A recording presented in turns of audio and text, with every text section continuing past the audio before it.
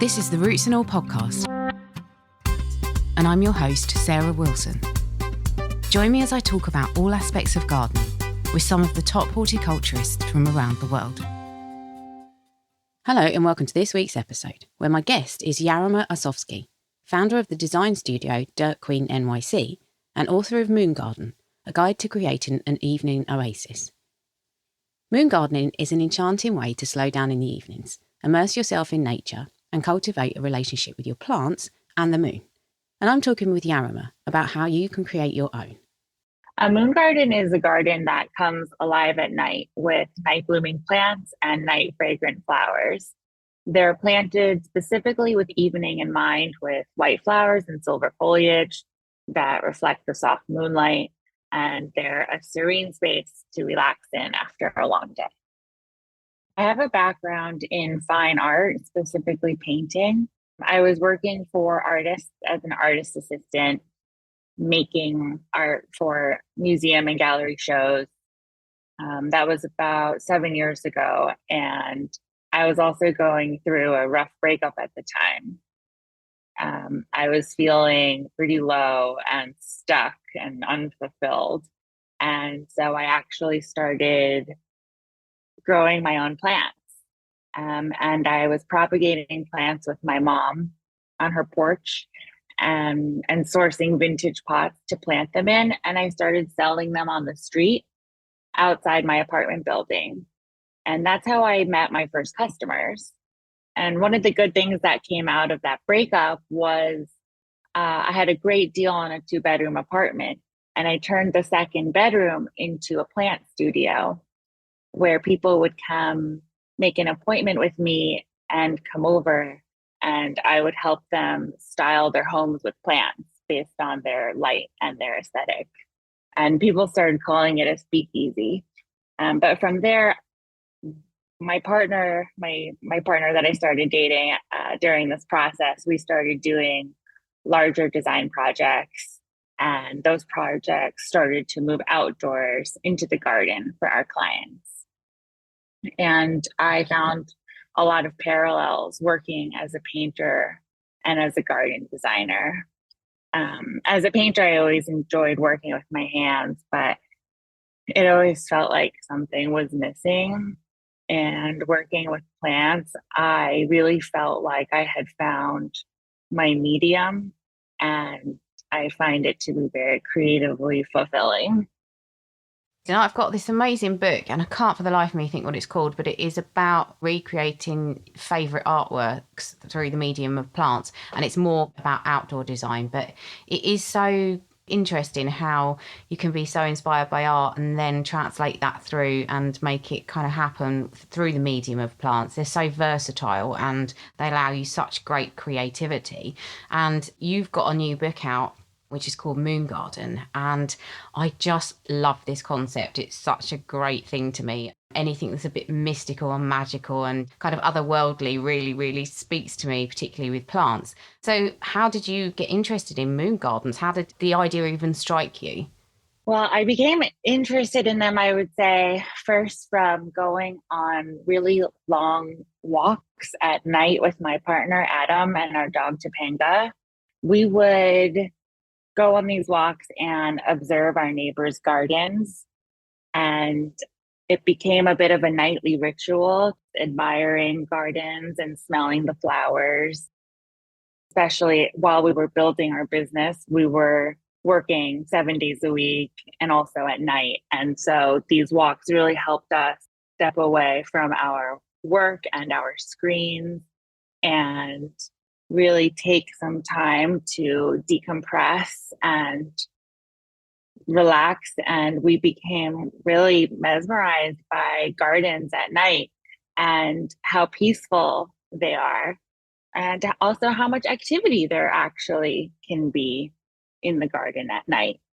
So when the publisher actually reached out to me with this idea, I was really excited to dive into this world of night blooming plants and exploring more of what it means to be in a night garden and what it means to design a garden that is meant to be enjoyed in the evening. A lot of people automatically think, moonlight, maybe a lack of artificial lighting. And so I think sometimes the idea is that, people think, well, do they have to contain all white flowers? Would you say that's the case? Absolutely not. But the ideal palette for a moon garden is a spectrum of whites and silvers, along with pale colors like pale purples and pinks and also yellows. And the reason is because these colors reflect the most light at night. Vita Sackwell West actually created a moon garden at Sissinghurst Castle in the 1940s, I believe, 50s. I'll have to double check that. But she writes about how she really enjoyed playing with this limited color palette and the challenges that came with this restraint of only allowing herself to use whites and silvers primarily. And she created a beautiful garden that people visit to this day. They definitely do. And in fact, I live quite near to Sissinghurst, so I do go and check it out, regularly. And that's amazing. Yeah, I know. I am incredibly lucky. I do live in an amazing part of the world in terms of horticulture. But quite often the white garden at Sissinghurst contains different shades of white, which in the daylight can actually sometimes be quite, it's not wrong, but it's just, you have a lot of different tones going on. So do you think moon gardens need to work during the day as well as at night, or are they okay to just do the kind of heavy lifting during the evening hours? Well, I think it really depends on how much space you have. So if you don't have, an estate like at Sissinghurst, then you might end up incorporating moon garden elements into your existing garden.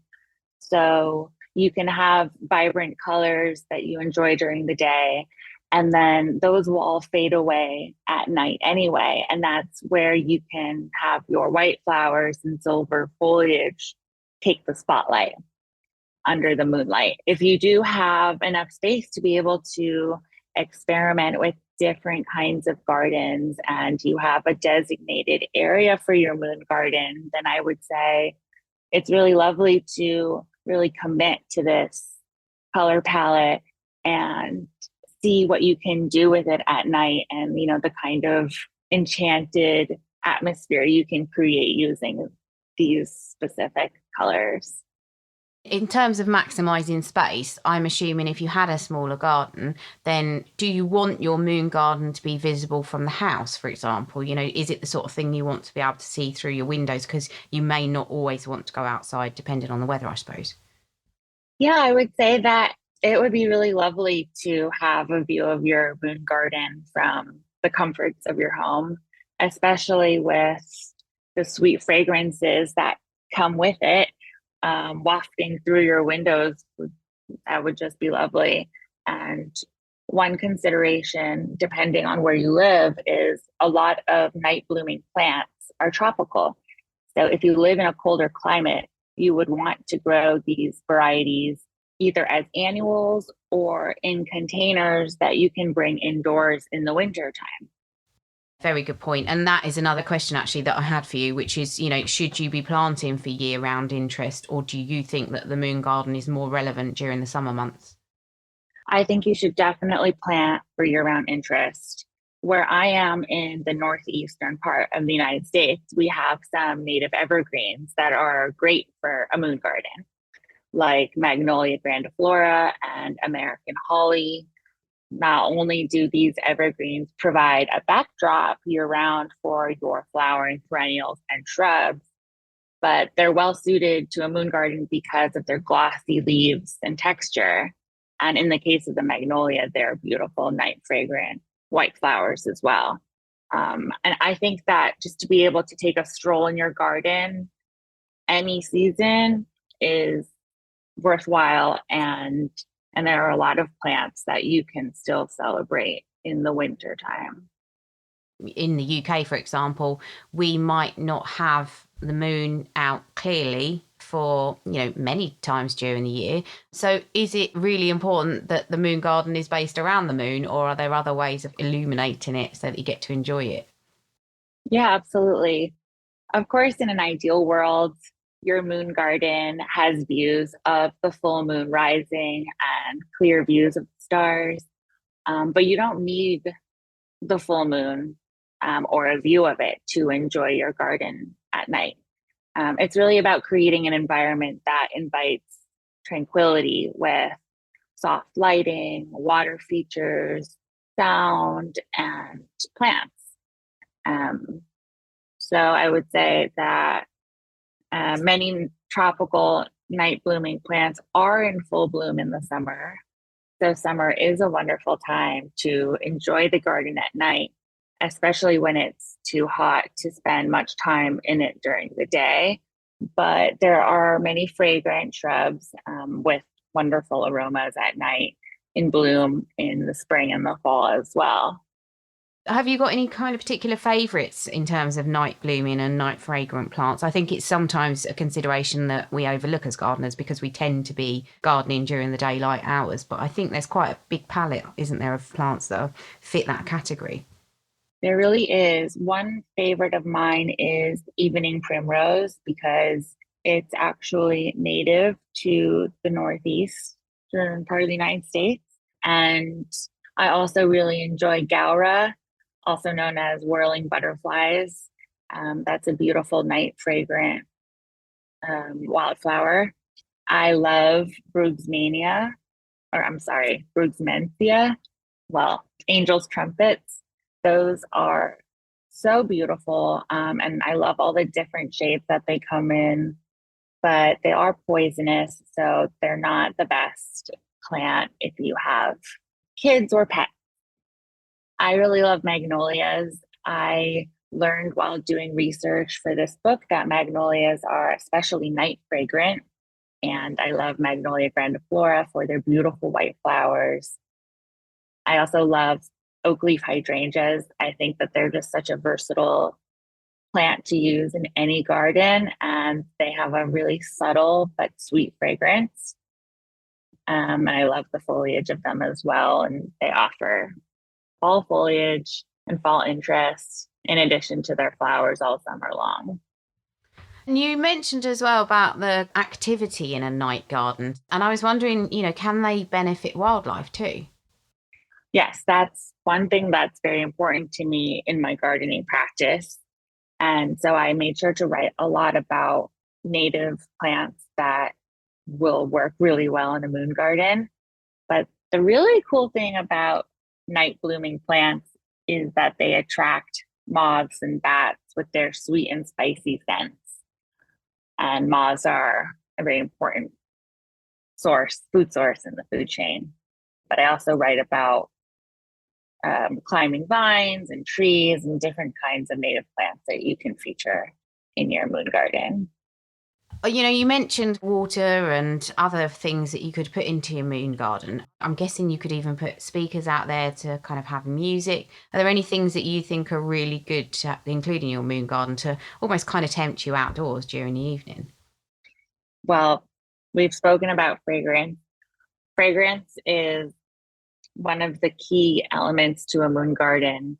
As your vision fades at night, it's as if your sense of smell grows stronger. So you want to choose plants with fragrances that you love. Historically, water features have also been a key element in moon gardens because they're very reflective and they invite contemplation. And in medieval Japan, in dry gardens, expanses of sand were used in place of water. I would encourage you to bring in a water element to help offer like that sense of serenity that also the sound of water can bring with either a trickling fountain or perhaps you live by a stream. How lovely is that for a moon garden? And you also, again, with the wildlife, you want to try to attract as much wildlife as you can, whether it be fireflies or beautiful moths or bats. Often we consider our use of the garden during the daytime, and that might include, say, outdoor furniture. Do you think there's a benefit to including furniture or a seating area that you would actually use specifically at night as well? Definitely. I think that you want to think about how you want to enjoy your garden in the evening and choose your furniture accordingly. So if you want to host dinner parties or full moon parties, then it makes sense to have a full dining table set. But if you want to use your garden to chill and look up at the stars, then it would make sense to have some Adirondack chairs. Or if it's a space for you to meditate, then you might want to throw some pillows on the ground, depending on how you see yourself using your garden on a nightly basis. And what I like about the book is that you give examples of how people can engage with their garden in the evening. Can you talk about some of the activities again that people can do to help them enjoy their moon gardens? Well, one of the fun ones is you can throw a full moon party. You can invite all of your friends to arrive at a time just before the moon might be rising and ask your guests to wear white or silver or something shimmery as part of the festivities. I would say keep the lighting soft and minimal and keep the music low so that people can really enjoy the sounds of the night as well. But you can design some really lavish floral arrangements if you'd like, and really use the moon as a theme to bring people together and to connect everybody with nature. I also write about gathering your friends to celebrate the opening of the night blooming cactus. And that's a special event that people have been gathering for centuries to celebrate. And you can do this over drinks or however you enjoy getting together with your friends. The book has meditations and rituals that invite you to think about the spiritual power of the moon and to connect you with nature. It has journal prompts where the phase of the moon is an opportunity to think about different phases and patterns in your own life. And that can be a really great thing to do on a nightly basis, just journaling in your garden. A lot of books talk about design and planting, but they don't talk about how you can actually use the space. And I like the fact that you explore that. And also, another surprising thing, people can't see this because it's a podcast, but you have some amazing houseplants. And you talk about creating a moon garden indoors. How did you realise that? Well, many night blooming plants make great houseplants year round. And some of them you'd be surprised are actually night fragrant, like bromeliads and Hoyas. Night blooming cacti like Queen of the Night and rickrack cacti are also night blooming one night a year, typically. So that's quite a big deal. But also snake plants are actually night blooming. It depends on the type of plant, but I would say that orchids and anthuriums make really great houseplants for a moon garden because they have such long-lasting flowers. And there are a lot of plants with silver or variegated foliage that you can use to add some shimmer indoors, especially if you don't have as much sunlight in your home for flowering plants indoors. You can also bring in fragrant pink jasmine in the winter for some more fragrance and forest bulbs like paperwhites or amaryllis for the holidays. I love the idea that you might be able to have a window that was framed by plants where the moon kind of hit at a certain time. It's a really lovely way of framing the moon and making it a part of your life, I suppose, and making it something that's celebrated. So obviously you spoke about Sissinghurst and you have your own examples of gardens that you've designed. Are there any other examples of moon gardens, either indoors or outdoors, that you think people could go and either visit or look up online? Yes, absolutely. One of the gardens is in Kyoto, and it's at the Silver Pavilion, which was a retirement villa for the shogun in the 15th century. They have a beautiful moon garden there. And there is the Matabag Garden, which is directly translated to be the Moonlight Garden, and that one is situated directly across from the Taj Mahal. I think that the Moon Garden at Sissinghurst is definitely worth visiting. I'm really excited to visit it sometime soon. But I wouldn't say that there are that many public gardens that are moon gardens. And that's one of the things that is a bit unfortunate right now is I feel like a lot of public spaces aren't open in the evenings to enjoy. So whenever you do get to, go to a botanical garden for an event at night, it feels extra special.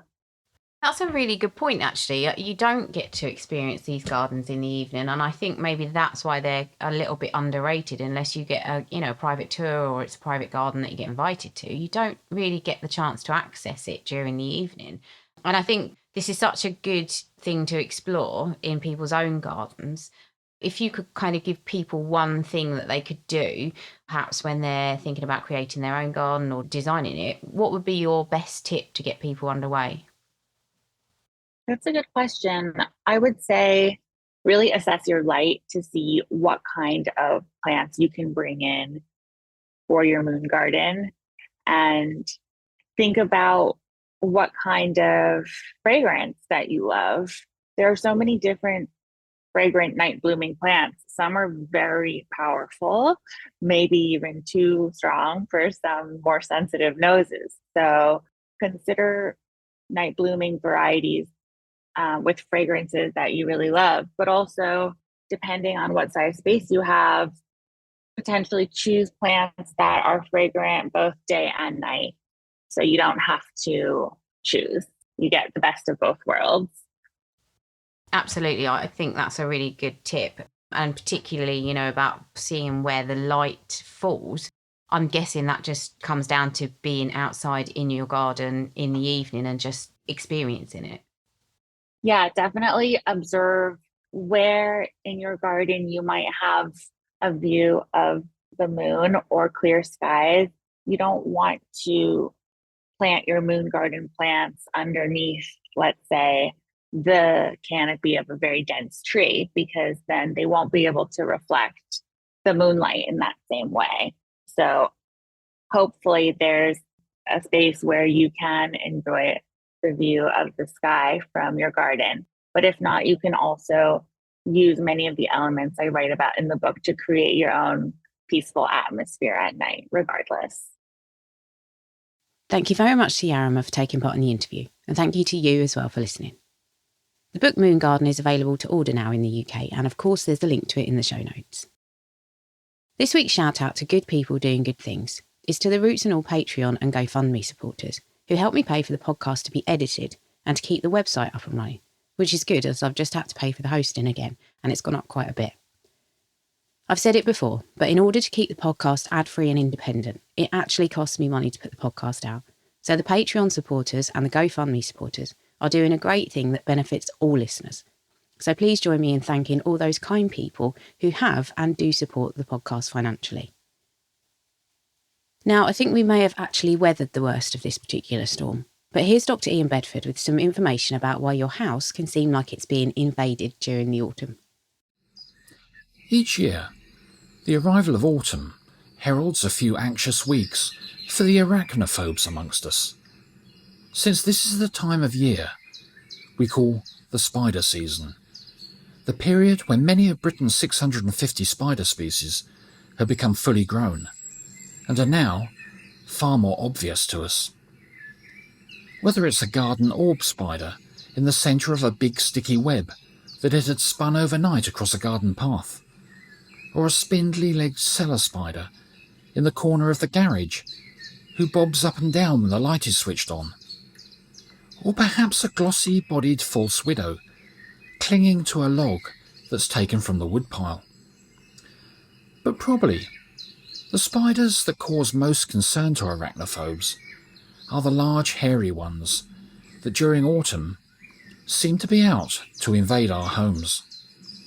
The house spiders, with their impressive leg span of around 3 inches and a running speed of around 1 mile an hour. But assuming that they'll have entered from the outside world, through an overflow pipe, gaps in floorboards, or perhaps an open window or door will unfortunately be wrong, since the house spiders, as their name suggests, will almost certainly have spent all of their life inside our home, hidden away within a tangle of webbing, where they'll have remained relatively inactive for sometimes up to 2 years, feeding on a wide variety of bugs that inadvertently venture within reach of their fangs. So why during autumn would they leave the safety of their webs to scuttle around our homes? Well, it's not all the resident house spiders that are doing so, but just the mature males ready to mate, and so they go out searching for a female. A receptive, mature female that'll be waiting somewhere within the house, perhaps under a sideboard or at the back of a kitchen cupboard. Tracking down the female spiders by following their chemical scent, the males cautiously mate with them. Then, if they avoid becoming her next meal, they'll wander off to die. Which brings the annual spider season to a close. Meanwhile, though, the mated females remain dormant amongst their messy blankets of webbing until the following spring, when they awaken to perform their final task, spinning silken sacks that they fill with eggs and suspend within their web before their lives all come to an end. Then around 6 weeks later, a small hole appears in the egg sacs, out of which emerge around 50 tiny spiderlings. Minute, inconspicuous spiderlings that disperse around our homes to places where they can each spin a messy web, catch unwary bugs to eat, and for the few that survive the following 2 years, develop into large, hairy house spiders. You can download or listen to the podcast direct from the website rootsandall.co.uk. Please also check out my Patreon, where you can make a one-off donation or take out a monthly subscription to help support the podcast. Because if you enjoy the show, please help it continue. I also have a GoFundMe where you can make a one-off donation. Even a one-off donation of £1 helps, and I'll be really grateful for your support. So please go to Patreon or GoFundMe and search for Roots and All Podcast.